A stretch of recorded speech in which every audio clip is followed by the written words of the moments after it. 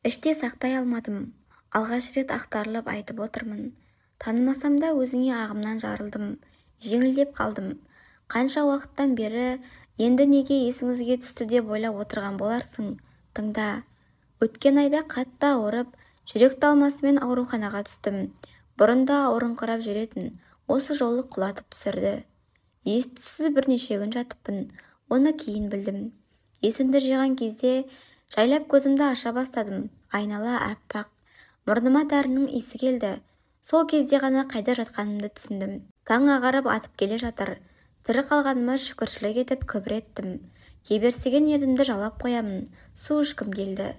Басымды есік жаққа бұрып едім. Кереуетіме таяу жерде орындықта ұйықтап отырған ақ халатты қызды көрдім. Мейірбике болар деп ойладым. Қозғалып көріп едім. Жүрек тұсым шаншып кетті. Ыңырсыған даусымды естіді ме, Мейірбике оянып кетті. Қош келдіңіз. Ояндыңыз, шүкір. Сізге сөйлеуге болмайды қазір, деп жаныма келді. Жүзінде қуаныш, менің тірі қалғаныма менен артық қуанып тұрған сияқты көрінді. Мені сөйлетпеді, мақтаны сулап, кеберсіген ерінімді жібітіп, әзірге су ішуге болмайтынын айтты. Мейірбикені шақырып, тапсырма беріп жатқан кезде ғана дәрігер екенін түсіндім. Бар бейнетіңіз артта қалсын, тез сауығып кетіңіз деп күлімсірей қарады. Құдай-ау, адамға адам ұқсай береді екен-ау. Тура сол қызға ұқсайды. Жанары да қатты ұқсайды. Әлде мен шатастырып тұрмын ба? Өлім мен өмір арасында жатып, оны есіме алғанымнан өз-өзімнен ұялғандай болдым. Сөйлеуге болмайды деген соң үндемей жаттым. Мейірбике келіп ине салды. Сол әсер етті ме, ұйықтап кетіппін. Күбірлесе сөйлескен мейірбикелер даусынан ояндым. Жолы болған адам болды. Бір ажал аузынан қалды ғой. Көрер жарығы бар деген осы болар. Иә, дәл ұшаққа отыруға шығып бара жатқан кезде жедел жәрдем көлігі келіп тоқтағанын айтсаңызшы. Біздің дәрігерлер аман алып қалуы екіталай еді. Әрине, мұндай күрделі отаны жасап көрмеген ғой. Жас болса да қолы жеңіл, әрі өзінің шебері екен. Адамшылығын айтсаңшы, басқа біреу болса, ұшақ күтіп тұр деп кете берер ме еді? Әке деп жылаған қызға қарап, аяп кетті ғой деймін. Отадан кейін әке деп жоқтайтын баланың, әке деп атайтын адамның болғанында бақыт деді ғой.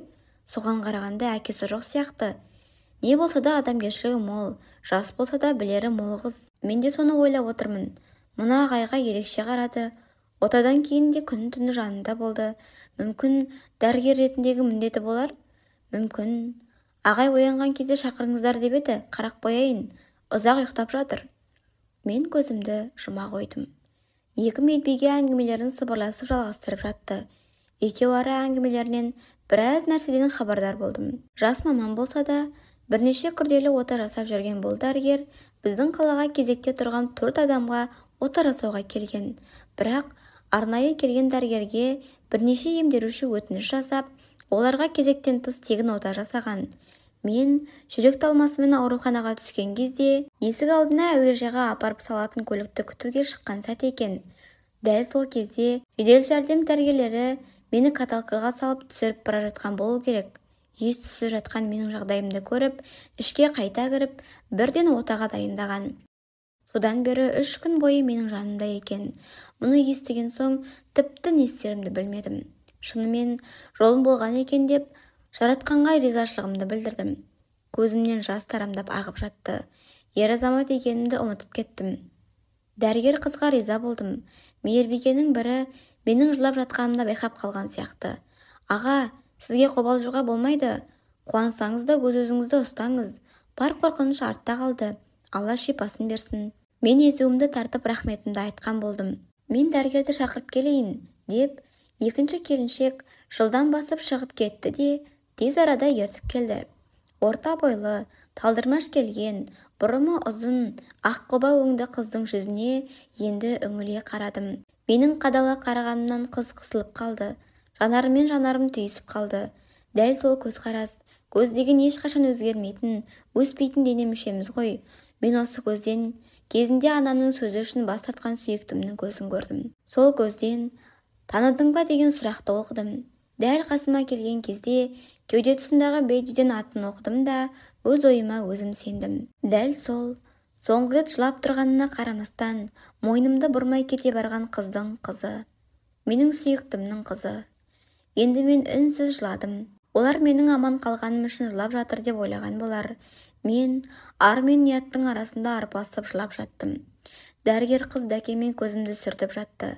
Атын оқыған сайын жүрегім езілді. Мен сені өмір бойы аялап өтемін деп уәде берген кезімде, олай болса қызымыз болса Аяш деп атаймыз. Сосын сен үнемі мені де, оны да аялап отырасың деп еді. Мен уәдемде тұра алмадым. Ал ол қызының есімін дәл солай атаған. Өз топшылауым осы болса да, өз-өзімді солай деп сендірсем де, бәлкім сәйкестік болып қалар деп те ойладым. Соңғы ойыма сенгім келмейді. Солай жатып тағы ұйықтап кеттім. Екінші күні әжептәуір жеңіл ояндым. Ояна салып, дәрігер қызды іздедім. Жоқ екен. Көңілім құлазып кетті. Есіктің ашылуын күтіп біраз жаттым да, шыдамай шақыру түймесін бастым. Алып ұшып мейірбике қыз келді. Бәрі дұрыс екенін айтып, дәрігерді сұрадым. Бүгін елордаға қайтатынын, бірақ маған жолықпай кетпейтінін айтты. Іштей риза болдым. Алаңдап күтіп жаттым. Сұрақты қалай қойсам, не деп бастасам, әлде мүлдем басқа адам ба деп сан сұраққа жауап іздеп жаттым. Бір уақытта келді. Кереуетімнің жанына орындықты қойып, жақындап отырды. Күтіну, емшара қолдану туралы айтып түсіндірді. Содан кейін бетіме қарап, сізге анам сәлем айтты. Есіңізді жинағанша күнде 5 уақыт намазында дұға етті. Сіз де мені таныған сияқтысыз. Мен анама қатты ұқсаймын. Кеше түсіндім. Таныдыңыз. Мен сізге ота жасағаннан кейін анама хабарласып, бүгін күтпеуін, ауыр отадан кейін ол адамның есін жинауын күтетінімді айттым. Сол кезде сіздің аты жөніңізді карточкаға толтырып отырғанмын. Құжатыңызды дауыстап оқып тұрған мейірбикенің дауысынан естіп қалған екен. Аты жөніңізді анам қайталап сұрады. Мен аты жөніңізді оқып едім, туған күні 5 тамыз ба деді. Солай дегенімде, онда есін жинап өзіне келгенше жанында бол. Бәрін кейін айтамын. Бөтен адам емес деді. Бір сырдың барын мен де түсіндім. Бірақ қазбалап сұрамадым. Екінші күні кешкілікте анам өзі айтты. Маған ертегі сияқты көрінетін әдемі хикаяның басты кейіпкері сіз екенін сол күні білдім. Анам махаббат сезім туралы айтқан кезде ерекше тамсанып айтушы еді. Ондай сезім болмайды дейтін. Мүмкін деп кейде құласып қалатын. Ал кеше бәрін ашып айтты. Мен тіпті сізге қызығып та, қызғанып та қарадым.